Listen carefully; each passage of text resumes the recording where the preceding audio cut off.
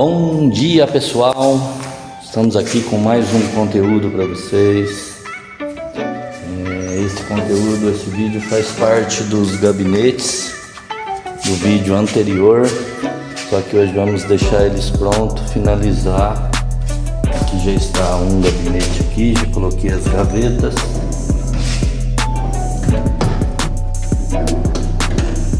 Vou colocar as portas aqui, vão duas portinhas, e no outro a mesma coisa. O outro está aqui, o outro está aqui. Agora eu vou furar as portinhas pós-dobradiça, colocar elas. E é isso aí, pessoal.